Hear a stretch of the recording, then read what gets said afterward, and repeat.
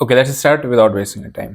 अभी हम लोग इसमें वीकली एनालिसिस करेंगे निफ्टी, बैंक निफ्टी और अपना फिन निफ्टी का, और क्या प्लानिंग होगी उसको देखेंगे। ठीक है, कुछ स्टॉक्स की भी करेंगे, हैवी वेट स्टॉक्स की, ताकि उससे हमें ब्रेकआउट ब्रेकडाउन के पॉइंट्स मिलें और फिर अपने को इंडेक्स में उसकी हेल्प मिलेगी। ठीक है, रिलायंस वगैरह, आईटी वगैरह, एचडीएफसी बैंक और अपना आईसीआईसीआई बैंक का। ठीक है, सबसे पहले आपको दिख रहा होगा स्क्रीन के ऊपर, क्या दिख रहा है कि ये निफ्टी का अपना चार्ट है। निफ्टी के अंदर आपको लगातार 4 हफ्ते से रेड कैंडल्स बन रही है। मतलब क्या इसका कि चारों दिन मार्केट आपका गिरे जा रहा है, मतलब वीक ऑन वीक बेसिस पे। ठीक है, यहाँ पे इसने एक टॉप बनाया था। ठीक है, उसके बाद मार्केट आपका धीरे धीरे करके वो नीचे आता रहा। अब इसमें और उसमें और मैं इससे पहले भी देखूँगी, अगर आप रेड कैंडल्स बनी है, ऐसा नहीं है कि नहीं बनी है। कहाँ पे बनी है? टॉप पे, यहाँ पे 3 बनी है। ठीक है, लेकिन इन तीनों में क्या है, साउंड कैंडल है। मतलब एक, अगर आप स्केल्स में यहाँ से चेक करता हूँ, यहाँ से टॉप से आपका बॉटम तक का कितना डिस्टेंस है, तकरीबन 5.82% है। वही डिस्टेंस इसने तकरीबन इतना ही गिरा हुआ 500% के आसपास, लेकिन इसने ये 4 कैंडल्स में बनाया है। कितना है ये परसेंटेज वाइज? 3.5, बल्कि उससे भी कम ही है। ठीक है, 3.64, यानी कि जो गिर रहा है ना मार्केट, उसमें स्ट्रेंथ नहीं दिख रही कि बहुत तेजी से गिर रहा। वो न्यूज़ फ्लो बहुत ज़्यादा है, माइकल बेरी का, वॉरेन बफेट का, क्रूड आपका महंगा चल रहा है, इतना हो गया है। ठीक है, रुपी आपका ऑल टाइम लो पे आ गया है। तो ये सारे फैक्टर्स की वजह से ऑब्वियस सी बात है मार्केट नीचे आ रहा है, लेकिन उतना स्ट्रेंथ नहीं है, एक चीज़। दूसरा क्या है कि अगर ना ये थोड़ी साउंड कैंडल होती है, मतलब तीनों कैंडल में आपकी साउंड होती है, तो मैं इस हफ्ते के लिए तेजी बताता। क्यों? क्योंकि अगर आप देखोगे इससे पहले के अंदर भी, तो ये 3 कैंडल्स दिख रही हैं आपको। ठीक है, उसके बाद एक वीकली बेसिस पे आपको ग्रीन कैंडल देखने को मिली, फिर मार्केट ने कंसिडर किया, ब्रेकडाउन मिला, फिर आपको ऊपर मिला। ठीक है, इससे पहले भी अगर आप देखोगे तो 3 कैंडल टॉप पे जब बनी थी, तो नीचे आने के बाद फिर आपको ग्रीन कैंडल बनी। इससे पहले भी अगर आप देखोगे 3 ब्लैक क्लाउड्स और ये सब अपने बेसिक सब देखा ही होगा, है ना। यहाँ देखो, यहाँ पे 3 कैंडल थी, पॉज हुआ मार्केट में, तो हो सकता है एक पॉज कैंडल अपने को देखने को मिल जाए। ठीक है, और फिर वहाँ से अपने को नया डायरेक्शन मिले। अब पॉज अगर मिलेगा तो कहाँ के लेवल नीचे के इंपॉर्टेंट है, इस लेवल पे ब्रेकआउट आया था। ठीक है, कौन सा वो लेवल आ रहा है, इस वाले लेवल पे अपना ब्रेकआउट पॉइंट 18,892। तो ये तो मेरे लिए for sure rock bottom support का काम करेगा। दुनिया भर नेगेटिव होंगे यहाँ पे अपने को पोजिशनल ट्रेड भी इंडेक्स में बेसिस पे खोलने को मिलेंगे, अगर आता है तो। अगर इफ लगा हुआ है, बिकॉज मार्केट थोड़ा काफ़ी दूर है अभी वहाँ से। ठीक है, ऊपर के लेवल पे अगर यहाँ पे मान लो एक ग्रीन कैंडल बन जाती है, फिर ये नीचे आता है ना, जैसे हम लोगों ने डेली एनालिसिस में देखा था ना कि मार्केट नीचे आ रही थी।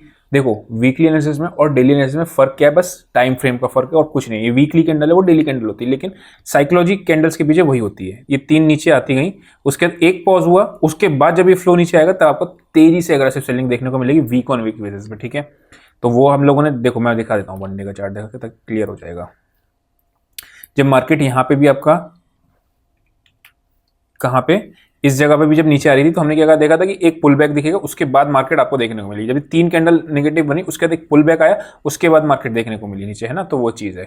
तो अभी हम वीक पे वापस से आते हैं, और अगर मिलती है तो अपने को तकरीबन कहाँ तक की ऊपर की रेंज आ जाएगी, 19,500 की, और नीचे आपकी ये जो रेंज है 19,200 की। फिर उस केस में अगर ये ग्रीन कैंडल देखने को मिलती है। ठीक है, ये हो गया अपना निफ्टी का। बैंक, अच्छा नीचे का हमने रॉक बॉटम सपोर्ट आपकी कौन सी है, 18,890 नोट कर ही लिए कि वहाँ पे आएगा तो एक बार फॉर श्योर अपने को बाइंग ट्रेड मिलेगा।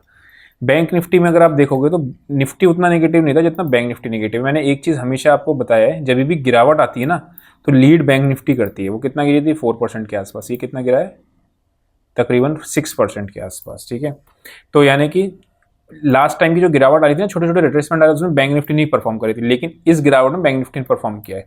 तो अभी तो इमीडिएट बेसिस का ये टॉप बना हुआ ही है। मतलब जब जैसे ये यहाँ पे भी गिरी, तो ये that was not a top, हम लोगों ने डिस्कस किया था, बट ये अभी आपका टॉप बना हुआ है। ठीक है, यहाँ को तोड़ने के लिए इतने आसानी से मार्केट क्रॉस नहीं करेगी, है ना। तो हो सकता है 2-3 महीने 6 महीने भी लग जाए, वो डिपेंड करता है। जैसे ये टॉप बना था ना आपका, उसके बाद मार्केट गिरती चली गई, तो वो तो वैसा करके। ठीक है, अभी मैं बात करता हूँ वापस से कौन सा इंपॉर्टेंट लेवल है। यहीं पे जो लेवल था, आप दिख रहा है ये, दिस इज जो मैंने ब्लैक कलर से मार्क किया हुआ है, ये आपका एक जोन था इंपॉर्टेंट। कौन सा था, 43,600 से लेके 43,800। अगर आप देख रहे होगे तो इंट्राडे में मार्केट यहाँ से बार बार रिवर्स कर रही है। क्यों ये था इंपॉर्टेंट, बिकॉज जहाँ पे मार्केट ने लास्ट वीक्स में कंसोलिडेट किया था, उसी जगह पे आके कर रहा है।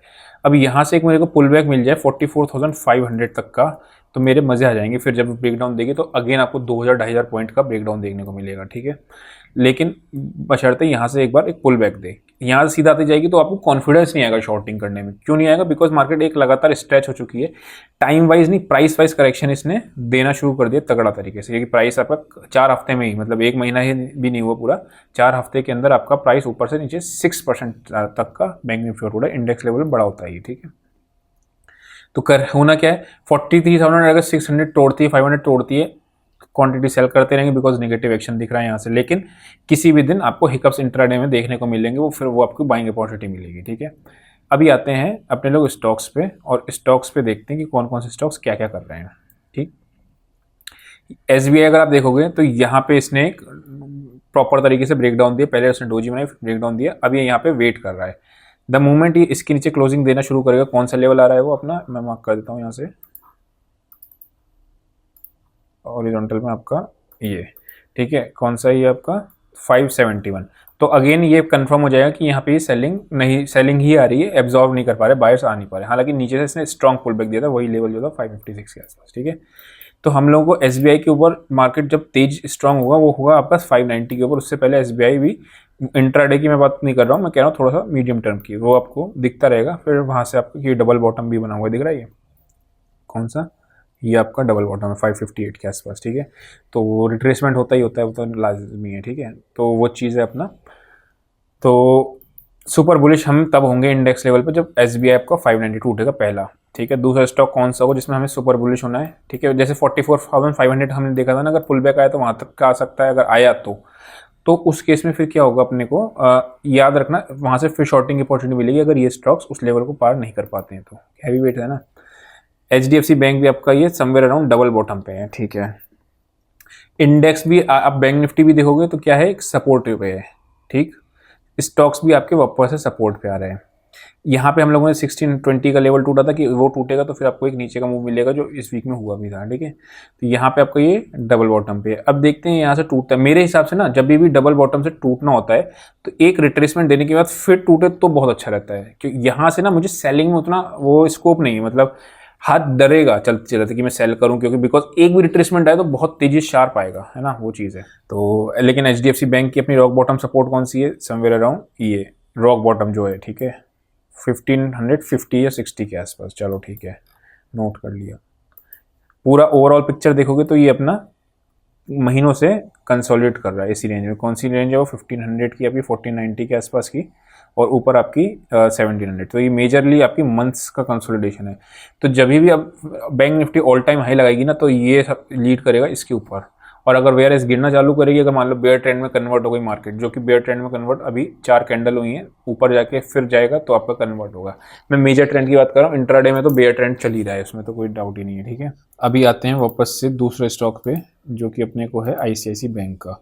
ना ICICI बैंक भी अब देखोगे ऊपर से सेलिंग आ रही है। हर स्टॉक में हो क्या रहा है, इंडेक्स में भी क्या हो रहा है, बाइंग, लैक ऑफ बाइंग कह सकता हूँ मैं, ठीक है। लैक ऑफ बाइंग मतलब सेलिंग तो ही है, वो तो ठीक है, लेकिन सेलिंग से ज़्यादा मुझे लैक ऑफ बाइंग दिख रहा है। क्यों?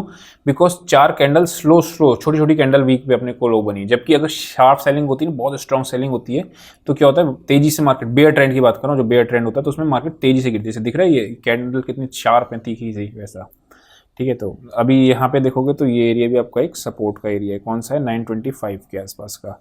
तो 925 एक सपोर्ट एरिया, दूसरा एक सपोर्ट कौन सा है जहाँ से इसका ब्रेकआउट आया था, वो एरिया क्या है आपका पॉइंट, एग्जैक्टली ये भी सपोर्ट पकड़ा है। मेरे हिसाब से ना मंडे का दिन बहुत इंपॉर्टेंट है। मंडे ट्यूसडे का जो दिन आ रहा है, ये डिसाइड करेगा कि सपोर्ट से मार्केट वापस से ऊपर जा रही है, सपोर्ट को रिस्पेक्ट कर रही है, सपोर्ट टूट दे रही है। अगर सपोर्ट तोड़ देगी फिर तो प्रॉब्लम वाली बात है अगेन, क्योंकि आपका बैंक निफ्टी के नियरली सपोर्ट पे 40,550 के आसपास की, और बाकी ये HDFC बैंक भी सपोर्ट पे है, और आपका ये भी ICICI बैंक भी सपोर्ट पे है। SBI थोड़ा सा ऊपर नीचे कर रहा है, SBI भी सपोर्ट पे भी नहीं है, रेजिस्टेंस पे भी नहीं है ना। रिलायंस का नेक्स्ट बात करते हैं तो रिलायंस भी अभी आपको कंसोलिडेशन मोड में पड़ा हुआ है, हालांकि इंट्राडे में आपको बुलिश है। ये आपका एक एरिया है, कौन सा है, 2500 नीचे का और 2580 ऊपर का। तो ये अपने को लेवल ध्यान रखना है कि इसके इधर किधर रिलायंस जा रहा है। अगर इसके ऊपर निकलने जा रहा है तो ये निफ्टी को बचा के रखेगा, क्लोजिंग बेसिस की बात कर रहा हूँ। इसके नीचे जा रहा है तो निफ्टी को गिराना शुरू करेगा, करेक्ट। यहाँ देखोगे तो IT ये 3100 इसका लेवल को क्रॉस ही नहीं कर पा रही है, इसके लिए लक्ष्मण रेखा का काम कर रहा है। कौन सा, 31,200 के आसपास का लेवल।